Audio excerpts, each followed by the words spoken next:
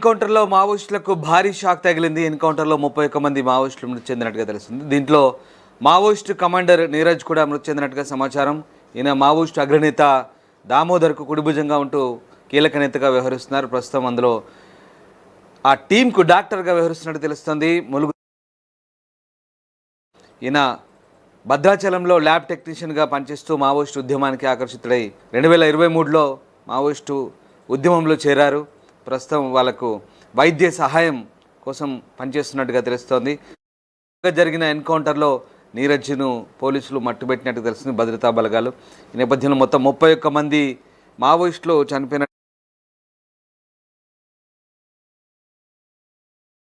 అతనిపై 8 లక్షల రివార్డును కూడా పోలీసులు ప్రకటించిన పరిస్థితి కనబడుతోంది. తెలంగాణ ఛత్తీస్గఢ్ సరిహద్దులోని కర్రగుట్టలో ఈ నెల 6న జరిగిన ఎన్కౌంటర్లో చనిపోయిన మావోయిస్టును ములుగు జిల్లా ఏటూరు నాగరం గ్రామానికి చెందిన సాధనపల్లి నీరజ్గా గుర్తించారు. ఈ మేరకు అక్కడ పోలీసులు ముత్తిడి అన్న రాజుకు సమాచారం ఇచ్చారు. దీంతో రాజు గురువారం ఛత్తీస్గఢ్ వెళ్ళి చేతిపై ఉన్న టాటూ ఆధారంగా చనిపోయింది తన తమ్ముడు నీరజ్ అని నిర్ధారించడంతో మృతదేహాన్ని అప్పగించారు. ఇక ప్రత్యేక వాహనంలో నీరజ్ అలియాస్ రవి డెడ్ బాడీని స్వగ్రామానికి తీసుకొచ్చారు. అంత్యక్రియలు పూర్తి చేశారు.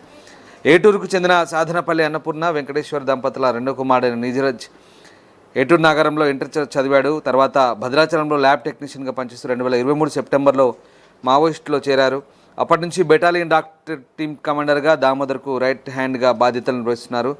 తనపై 8 లక్షల రివార్డు ఉన్నట్టు కూడా తెలుస్తుంది. స్వగ్రామంలో జరిగిన నీరజ్ అంత్యక్రియలకు స్థానికులు పెద్ద సంఖ్యలో హాజరయ్యారు. కర్రగుట్టలు మొత్తం 1200 చదరపు కిలోమీటర్ల వైశాల్యమే ఉన్నాయని ఇందులో తలదాచుకున్న నక్సల్స్లో 31 మంది వరకు చుట్టుముట్టామని, అయితే వీరిలో 28 మందిని మాత్రమే గుర్తించినట్టు చెప్పారు. అధికారులు వీరిపై 1,72,00,000 మేర రివార్డులు ఉన్నట్టు చెప్తున్నారు. ఆపరేషన్ బ్లాక్ భారీ రికవరీ గతంలో ఎన్నడూ చేయలేదని ప్రకటించారు అధికారులు. ఇది సిఆర్పిఎఫ్కు అతిపెద్ద విజయం అంటున్నారు ఉన్నతాధికారులు. ఏప్రిల్ 21 నుంచి మే 11 వరకు జరిగిన ఈ ఆపరేషన్లో మావోయిస్టులకు కోలుకోలేని నష్టం జరిగినట్టుగా తెలుస్తుంది.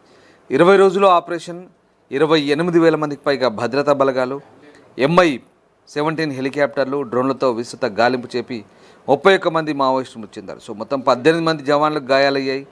గ్రేహౌండ్కి చెందిన 3 మృతి చెందారు. క్లుప్తంగా చెప్పాలంటే ఇవి ఆపరేషన్ కర్రగుట్టలకు సంబంధించిన వివరాలు. ఇక మావోయిస్టులకు సుక్మా, బీజాపూర్ సరిహద్దు ప్రాంతాలు పెట్టని కోటలు. ఈ ప్రాంతాల్లో PLGA battalion, CRC company, Telangana సాయుధ కమిటీలకు చెందిన అగ్రనాయకులకు, కార్యకర్తలకు సురక్షిత స్థావరం. ఈ ప్రాంతంలో సవాల్తో కూడుకున్న వాతావరణ పరిస్థితులు ఉంటాయి. KGH కఠినమైన కొండ ప్రాంతం కావడంతో 90 కిలోమీటర్ల మేర విస్తరించిన ప్రాంతంలో గత కొంతకాలంగా నక్సలైట్లు తమ స్థావరాలను ఏర్పాటు చేసుకున్నారు. ఇక వీరిలో 300 నుంచి 350 వరకు సాయుధ కేడర్లు ఆశ్రయం పొందుతున్నట్టుగా తెలుస్తుంది. ఈ ఆపరేషన్ అయితే పోలీసులు దీంతో చాలా కీలకంగా భావించి నిర్వహించారు. ఆపరేషన్ కగార్లో భాగంగానే ఏప్రిల్ 21న కర్రగుట్టలు ఆపరేషన్ మొదలుపెట్టారు. Maoist party top commander, central committee సభ్యుడు హిడ్బాతో పాటు పలువురు అగ్రనేతలు ఇక్కడే ఉన్నట్టు అంచనా వేశారు పోలీసులు. బస్తర్ రేంజ్ IG సుందర్రాజ్ అయితే 3,000 మందికి పైగా మావోయిస్టులు కర్రగుట్టలో దాక్కున్నట్టు లెక్క తెలిచారు. వీరిలో పలువురు మావోయిస్టు పార్టీ అగ్రనేతలు ఉన్నట్టు తెలిపారు. ఒక్కొక్కరిపై లక్షలాది రూపాయల రివార్డు ఉన్నట్టు చెప్పారు. వీళ్ళందరినీ ఏరివేయడమే లక్ష్యంగా తమ ఆపరేషన్ అంటూ ప్రకటించారు. మొత్తం 350 మంది మావోయిస్టులు కర్రగుట్టలో ఆశ్రయం పొందుతుండగా వీరిలో చాలామంది తీవ్రంగా బాధపడ్డామో లేక మరణించడమో జరిగిందంటున్నారు పోలీసులు. ఇక భౌగోళికంగా ఇక్కడున్న కఠిన పరిస్థితుల రీత్యా కొన్ని మృతదేహాలను వెలికి తీయలేకపోయామని చెప్తున్నాయి మన భద్రతా దళాలు. ఆపరేషన్ బ్లాక్ ఫారెస్ట్గాను పిలిచే ఈ ఆపరేషన్స్లో 214 నక్సల్స్ రహస్య స్థావరాలు, బంకర్లను ధ్వంసం చేశామని పోలీసులు చెప్తున్నారు. అంతేకాదు 450 IEDలు, 818 BGL షెల్స్, 899 కట్టల కోడెక్స్, అలాగే డిటోనేటర్లు, భారీ మొత్తంలో పేలుడు పదార్థాలను స్వాధీనం చేసుకున్నారు. ఇక CRPF DG దాదాపు 12,000 కిలోల ఆహార పదార్థాలను కూడా స్వాధీనం చేసుకున్నట్టుగా చెప్తున్నారు అధికారులు. సో ఇక కర్రగుట్టలపై పూర్తి అవగాహన ఉన్న మావోయిస్టులు వ్యూహాత్మక ప్రాంతాల్లో 450 IED బీరు బాంబులను అమర్చారు. వీటిని కనుగొని నిర్వీర్యం చేయడమే ఆపరేషన్లో పాల్గొన్న భద్రతా బలగాలకు గగనమైంది.